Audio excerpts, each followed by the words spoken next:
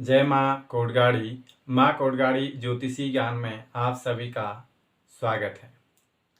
आज हम बात करेंगे पूर्णिमा व्रत की। वैशाख शुक्ल पक्ष की पूर्णिमा का जो व्रत है वो कल रखा जाएगा 15 मई 2022 को। पूर्णिमा का जो व्रत है वो कल ही रखा जाएगा, लेकिन जो बुद्ध पूर्णिमा है वो परसों सोमवार के दिन भी मनाई जाएगी। लेकिन जो व्रत की उपाय किए जाते हैं और चंद्रमा से संबंधित कोई भी दान पुण्य किया जाता है वो कल ही किया जाएगा। कल 12:46 से पूर्णिमा तिथि शुरू हो जाएगी, तो व्रत की पूर्णिमा जो रहेगी वो कल ही रहेगी। इसलिए मैं ये कार्यक्रम आज आपको प्रस्तुत कर रहा हूँ।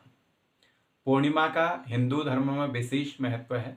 पूर्णिमा के दिन भगवान विष्णु की विशेष पूजा अर्चना की जाती है और जप और दान किया जाता है। पूर्णिमा के दिन विष्णु भगवान जो जगत की पालन करता है उनका व्रत, ध्यान, जप आदि किया जाता है और कुछ विशेष उपाय भी किए जाते हैं। पूर्णिमा के दिन विष्णु सहस्रनाम और गजेंद्र मोक्ष, विष्णु जी की 101 नाम या 1000 नाम लिए जाते हैं, जिससे व्यक्ति को सुख, संपत्ति और शांति ये सब प्राप्त होता है। पूर्णिमा के दिन कुछ विशेष उपाय भी किए जाते हैं।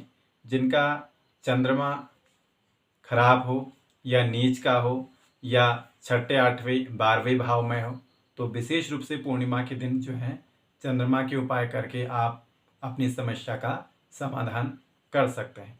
पूर्णिमा का सीधा सीधा जो संबंध होता है वो चंद्रमा से भी है, क्योंकि चंद्रमा इस दिन पूर्ण रूप से जो है आकाश में आपको दिखाई देता है। चंद्रमा के दर्शन इस दिन आप करें और चंद्रदेव को नमस्कार करें। इससे जो है मन की शांति प्राप्त होती है। चंद्रमा अगर आपका खराब है या चंद्रमा के साथ राहु की स्थिति है तो ये चंद्र ग्रहण बन जाएगा। चंद्रमा और राहु की युति अगर आपके लग्न में है तो आपका स्वास्थ्य खराब रहेगा, मानसिक परेशानी। अगर द्वितीय भाव में रहेगा तो धन से संबंधित या कुटुंब से संबंधित परेशानी रहेगी।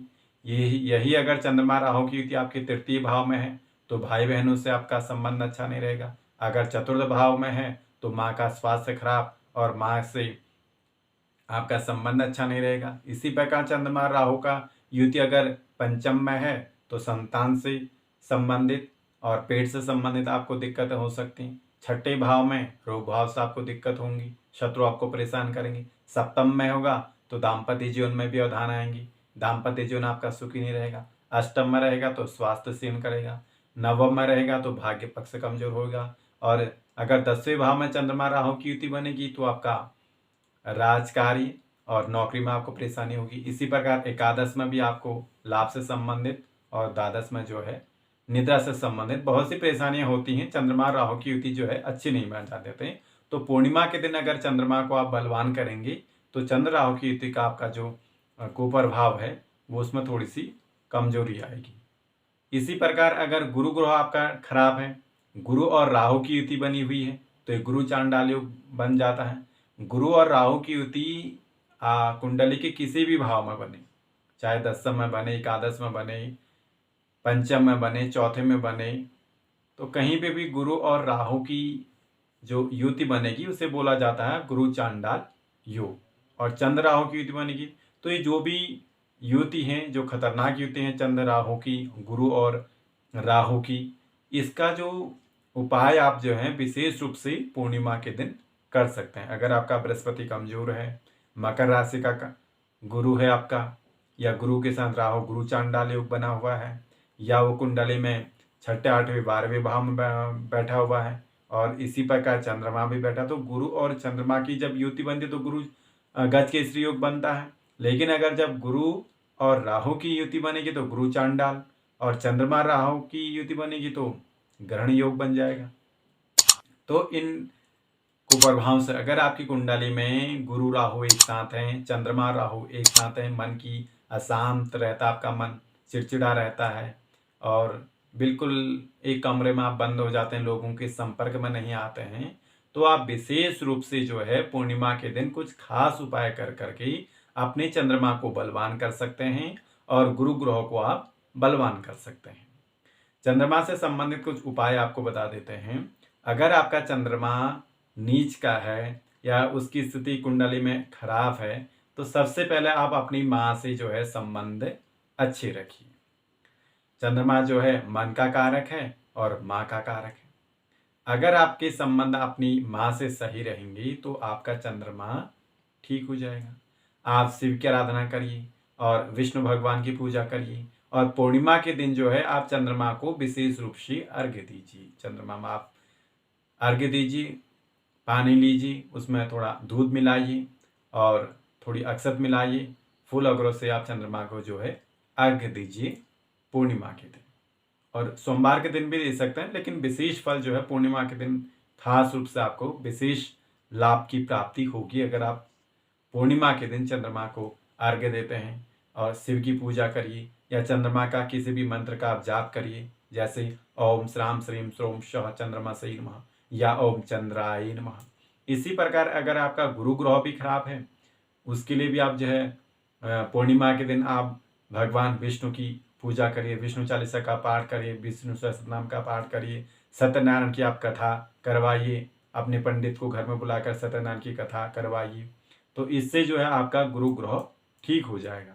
आप गुरु के जो है मंत्र का जाप कर सकते हैं, जैसे ओम बम बृहस्पति नमः, ओम ग्राम ग्रीम ग्रोम शाह गुरुवे नमः। किसी भी मंत्र का आप जो है जाप करिए, तो आपका जो गुरु ग्रह आपका कुंडली में कमजोर है, उसको वो आपका ग्रह आपका ठीक हो जाएगा। और पूर्णिमा के दिन विशेष रूप से आप भगवान विष्णु जो जग की पालन करता है, और इनका विशेष आप पूजा करिए, तो घर में आपके धन धान्य की बढ़ेगा और घर में जो है एक शांति का माहौल आपका रहेगा।